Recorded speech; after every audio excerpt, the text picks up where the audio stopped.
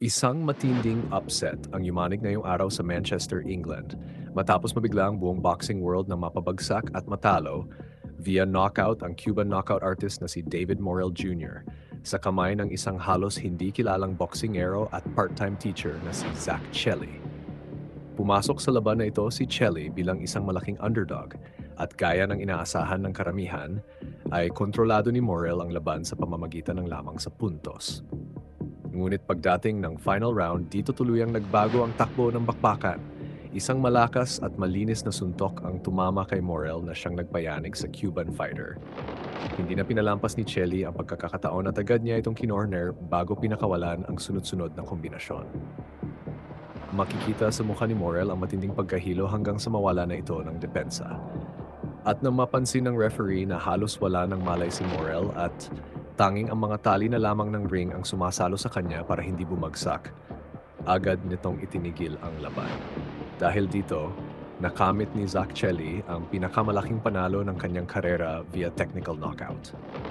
At dahil sa laki ng pagkabigla ng buong mundo ng boxing, posibleng maging kandidato pa ito bilang 2026 Upset of the Year.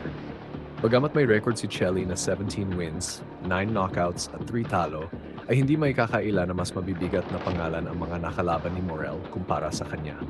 Bukod pa rito, ipinagmalaki ni Chelly na nagawa niya ang isang bagay na hindi nagawa ni David Benavidez, ang mapatumba si Morel.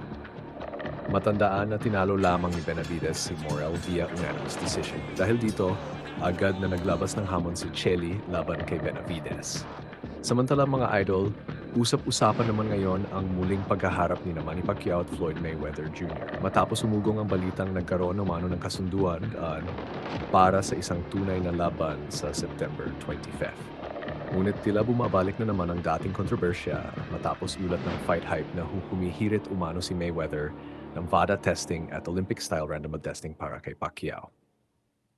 Sa kabila ng maraming beses na pagdaan ni Pacquiao sa drug testing at hindi kailanman nagpositibo, tila hindi pa rin kumbinsido si Mayweather na malinis ang ating pambansang kamao. Gayunpaman, inaasahan namang walang magiging problema kay Pacquiao pagdating sa pakipag-cooperate sa nasabing testers.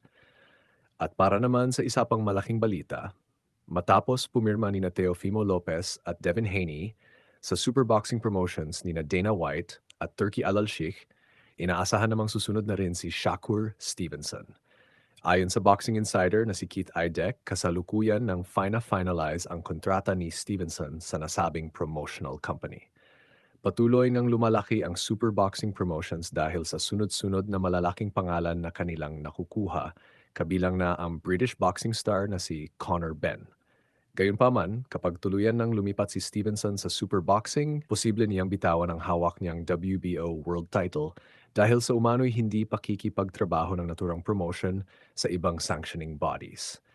So hanggang dito na lang muna tayo mga idol. Huwag kalimutang mag-like, subscribe, at pindutin ang notification bell para lagi kayong updated sa pinakamainit na balita sa mundo ng boxing.